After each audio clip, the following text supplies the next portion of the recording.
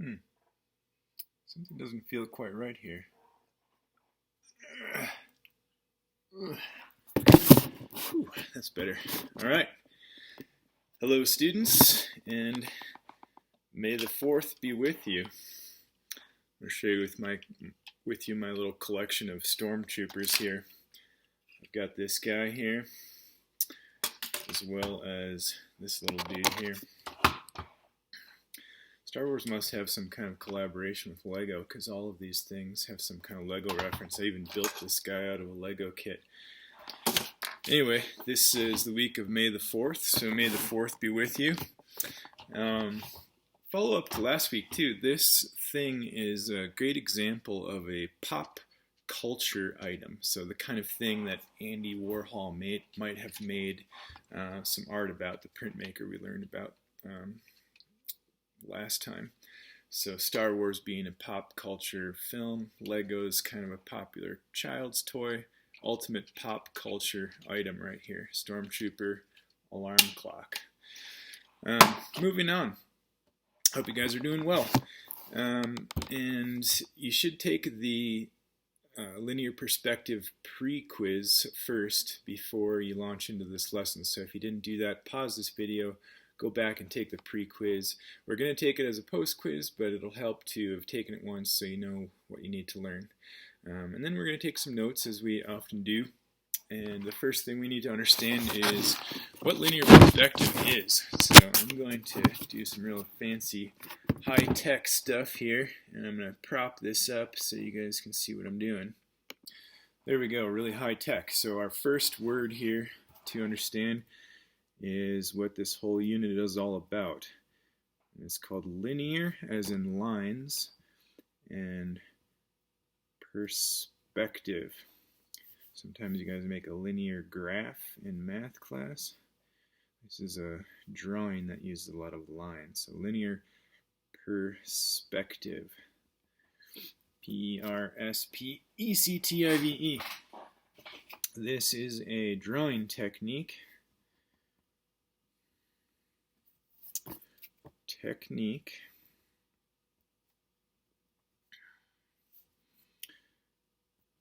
That uses the apparent, means it appears, the apparent convergence or coming together, convergence meaning coming together, of parallel lines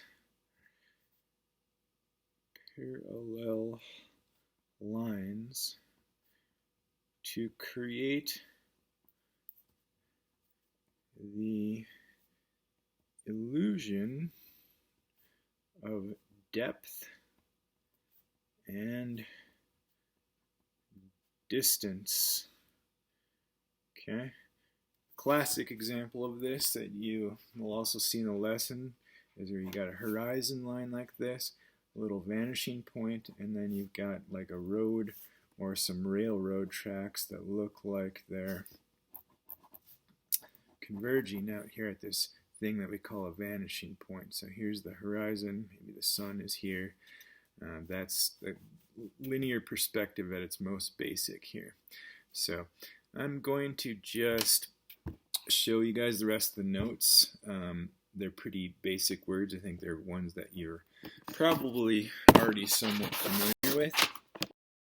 Here's a better picture of those railroad tracks. These are parallel lines we know in reality, but they look like they're converging when they hit the vanishing point on the horizon here. So here's that definition typed out a little bit more clearly there for you. And I would like for you guys to jot down a few more definitions, and you can use these notes on the test. So that's incentive for you to jot these down. And so the word converge means to come together. That's in the definition of linear perspective. Horizon, hopefully you know what that is. You've seen a sunset before. That's where the earth meets the sky and the sun appears to dip down behind it or rise up above it if it's the sunrise. And then you can see the root word of horizon in horizontal. That's like a flat or level line. And the vertical is the opposite of that. That's going to be perpendicular or run at a 90-degree angle to the horizon. So let me just kind of ask you to pause and get the rest of these definitions down on your page so you can use those when you take the quiz. Okay. Okay, hopefully you've got some notes that look something like that at this point, and a nice little picture to remind you of what those things are. Because again, you can use those on the quiz.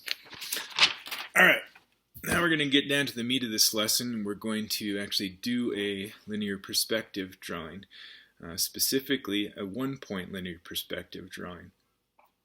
And all you're going to need is something to draw with. Not sure where I put my pencil.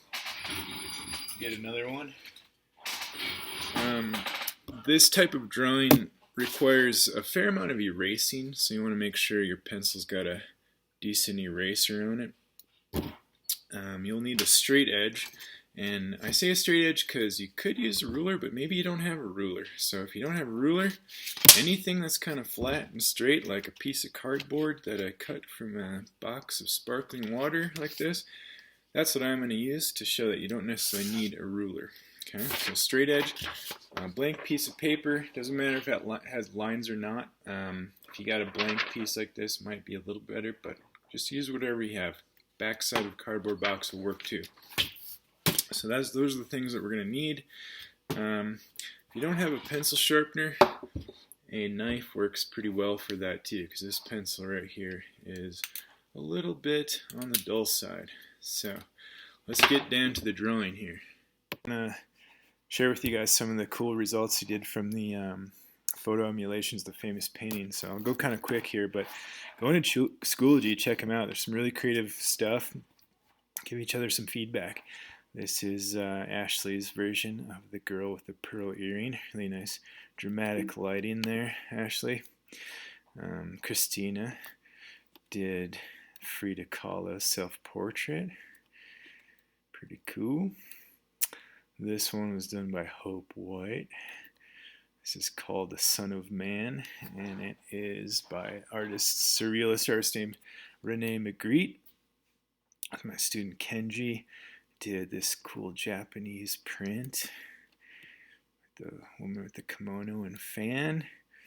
Leela did an artist named Piet Mondrian, but the cool thing is she did it right on her friend's face. Glad you had a willing model. This one is called Christina's World. I like the light in that photo. It's good lighting that he did there. Maisie recreated this thing out of a little sprinkles and stuff. That was kind of next level. It took some effort, I think, capture that kind of pointillism feel. Marley did a similar thing, creating Monet's Japanese bridge. I've actually seen this painting in real life. Cool stuff. Not that I pick faves, but this is one of my faves here because of the sense of humor. This is a graffiti artist named Banksy, and Maya did her brother Ethan. Notice though, instead of like the mask, he's wearing a little COVID mask there, appropriate for the times. And then MJ's got this kind of cool horse rider with the sunset in the background. Ruby's got her dogs playing poker. That was ambitious. I applaud your effort on that, Ruby. Ruby Patch has got this little still life scene. I still can't figure out how the apples look like they're painted. That's very creative. Did you actually paint the apples? You gotta tell me how you did that, Ruby. Shania is really cool too here. Pablo Picasso went through his blue period. So she created this kind of guy in this awkward posture playing the guitar and then made it into this like blue version to make it even more authentic, which is super cool. So good stuff, guys. Thanks for... Okay, we are going to draw a house in one-point perspective. So I'd like you to start by labeling this drawing. 1 point...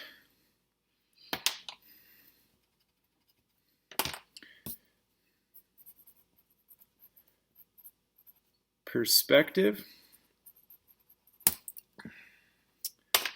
And this is going to be an exterior, or from the outside. So I'm going to say exterior.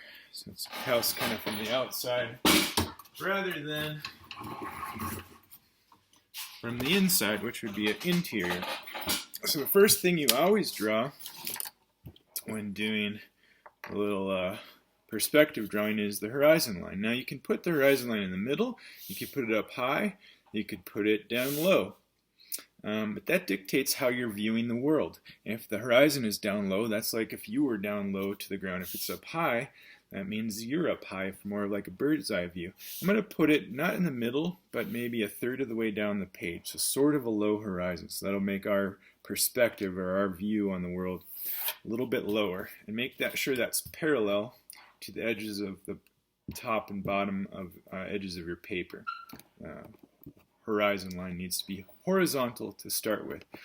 The next thing we're going to do is put a vanishing point. We're going to make it a little more interesting than put it in the middle. We're going to off-center things, make it a little more asymmetrical and dynamic, like we learned earlier in the year.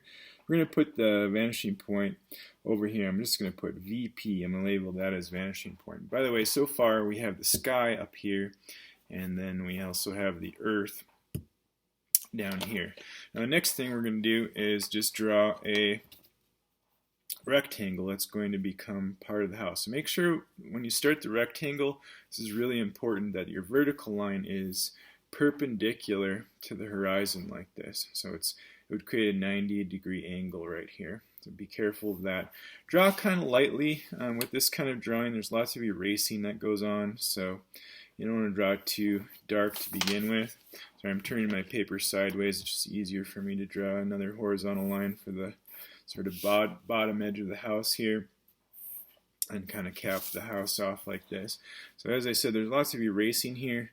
It's not a glass house, so we can erase the horizon right here, so we can't necessarily see through it. And I'm admittedly going to do this kind of fast, with the knowledge that you can pause the video and stop and start it as you need to, but I don't want the video to take forever, so I'm just going to go kind of quickly, and you guys can pause when you need to catch up.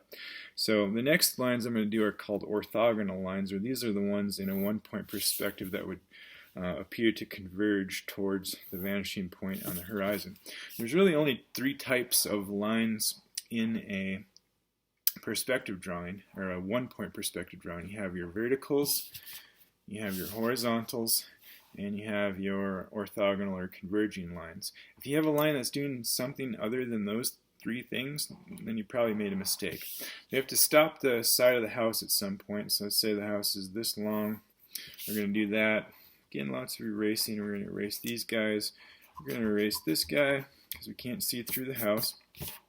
And then we're going to make it look a little bit more like a house right off the bat by giving it a roof. Now I want to find the center of this rectangle. Sometimes when I ask students, how did you find the center, they say, well, you could measure with the ruler and stuff, but you don't need to do that. You can just draw an X. You don't even need to draw the whole X. In fact, you can just draw the center of the X, less to erase later. That will find the middle of that rectangle or square. Then you can draw a vertical line up, or just the top of the vertical line, to the point at which you want to be the top or the height of the roof like this. Then I'm going to break the rule that I just mentioned about having only horizontal, vertical, and orthogonal lines. But we're going to make a diagonal just to meet with the top peak of the roof here, from the peak to the kind of corners like that. And you'll notice I made that intentionally hang over there because the eaves of a roof do hang over like that, which will come in handy later. So from the peak of the roof, we also need another orthogonal here. And this is a little bit tricky, but we want to finish the back side of the roof here, which should be more or less parallel to the front side of the roof. So we're going to kind of go like this and slide it over, like so, keeping those guys parallel. You can kind of check this edge of the ruler and see that that is, in fact, parallel like that. So, okay, the keen observer might notice that this looks a little bit different than the last one. That's because my video timed out and I had to redo it. So be glad that you only have to draw it once. So we're going to add on to this building right here, and we're going to do that by just doing a couple horizontal lines that are parallel to the horizon. And this is just kind of the same thing. It might seem complicated at first, but a complicated object in perspective is just a matter of repeating the simple kind of initial block structure again and again and attaching it in different ways and different sizes. So we got another rectangle, and then from the corners of that rectangle we're going to extend toward the vanishing point as deep as we want this garage to be, because that's what's going to be, the garage. So we'll cut that off somewhere with a vertical line that's perpendicular to the horizon. And then we also want to put a roof on this guy, so we're going to do the X thing again, only on this side because the roof's going to be facing a different direction. And we'll do our vertical up again, but we're not going to stop the vertical wherever we want. We already know how tall the roof's going to be. It's going to line up with this other roof that we already have, so we're just going to extend this out horizontally until it hits the vertical, and then just make our diagonals from the corners of this new box structure meet that point right there. So we have this roof that's kind of lining up with this one. We can extend the eave just a little farther here and kind of connect that with the horizontal there.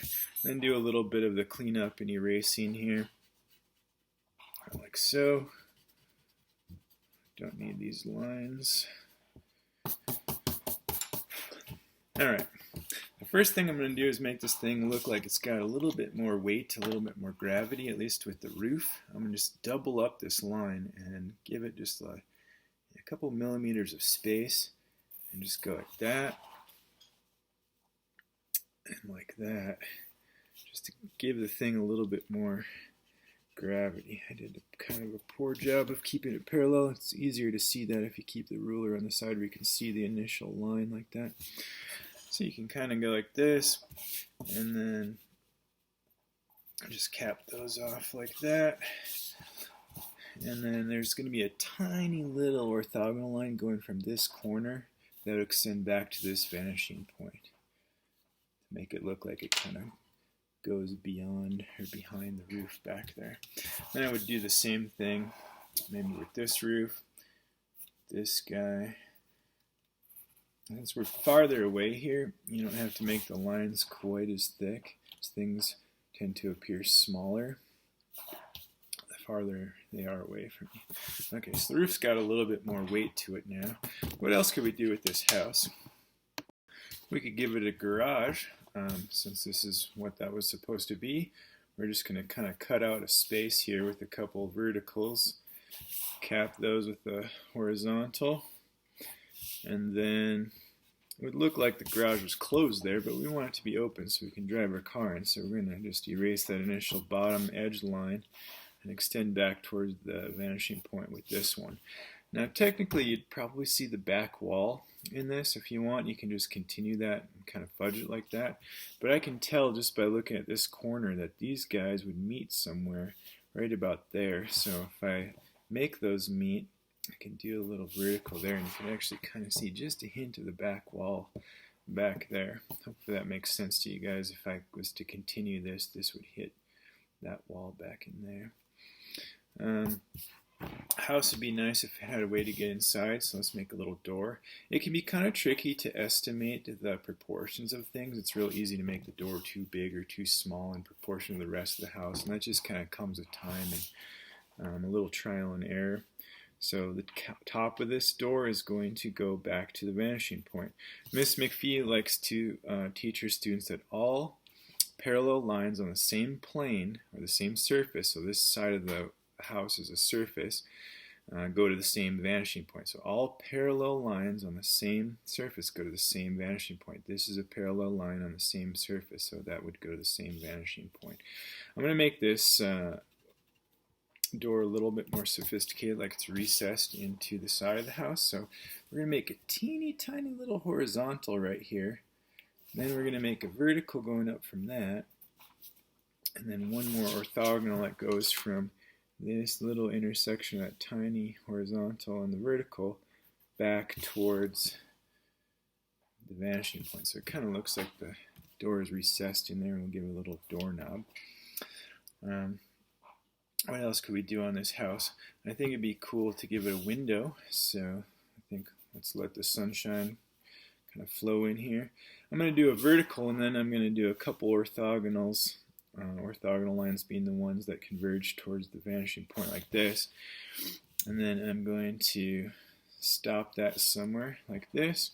And since our eyes are above that window, I'm going to just draw a little eyeball here next to the vanishing point along the horizon, so we know, remind ourselves that that's kind of our viewpoint. The horizon line's on our viewpoint on the world. Now our viewpoint is above that window, so we would actually be able to see the bottom edge of the window. I'm going to make a little tiny horizontal line from the corner here that's going to meet this vertical, and there'd be this very small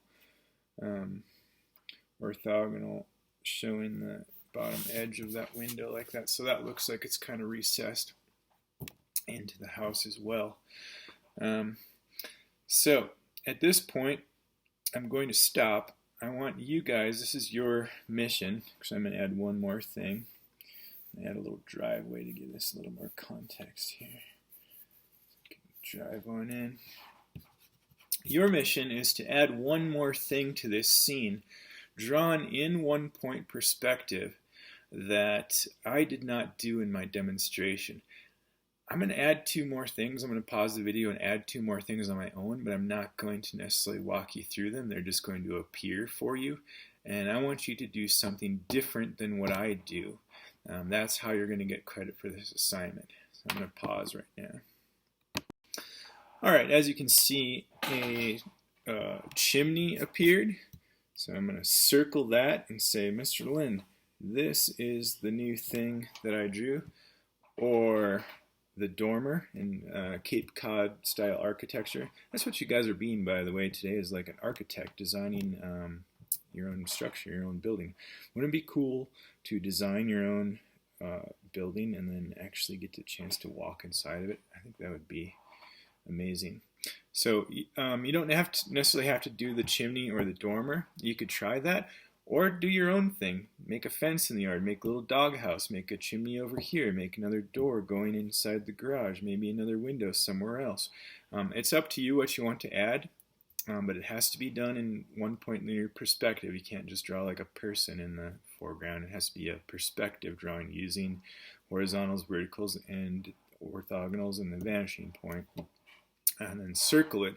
Then you're going to take a photograph with your phone or whatever device, your Chromebook, a camera that you have to take photos with, and you're going to post that photograph to Schoology. So, there you have it. Here's a shot of the finished drawing. If you want to pause the video and use that to work from, this is the one that I took a photograph of and sent to myself. So if that helps to get kind of a nice flat overall picture of it, move myself to the side here a little bit so you can see it. Pause, finish that up. Circle the part that you do that wasn't done as part of our initial drawing, whether it's something that you added your own or one of these types of things. Okay, and then I just want to make sure everybody knows how to submit to Schoology. So go into Schoology, click on the discussion here, and then you should have saved that file, a photograph, email it to yourself or get it to yourself however you can. You can say, here's my house. I added chimney and the dormer and the doghouse or whatever it is that you added. Click the little file button to link a file. And I have this on my desktop here. And then what did I call it? Perspective house. Okay, so it should be under the P's for perspective house. There it is. Yeah. Okay. And then I post as soon as it's done uploading, which might take a sec because the phones save relatively high quality photo files. You can load the photo directly through the Schoology app on your phone too. Just choose like the medium resolution if you do that. Hit post, and there we go. You'll get credit for it then. So we're going to do some more of these as well, but that's just the first one. I'm going to enlarge myself here. So that's just kind of the tip of the iceberg. Actually, I'm going to make myself smaller. 1 point perspective, maybe you guys think that's complicated, maybe you think it's easy. We're going to do a 2 point that gets a little trickier, but just because it's 1 point doesn't mean it's not advanced. It's kind of more what you do with it. So you can do something like this. This is a 1 point perspective. This kind of sci-fi kind of reminds me to refer back to Star Wars, sort of looks like the channel that Luke flies down in the X-Wing on his attack on the Death Star. Or if you look at an image kind of like this, another 1 point perspective. Sorry, I already showed you that one. This one is like an alleyway, and it's kind of gritty. It's all in the details that are added to it. You got a low horizon, so you're looking at the world at a low vantage point. You've got this pop can in the corner that serves an entry point and kind of makes the whole scene feel kind of gritty and dirty. You can imagine like this is the kind of scene that could be drawn by say a Disney or Pixar animator.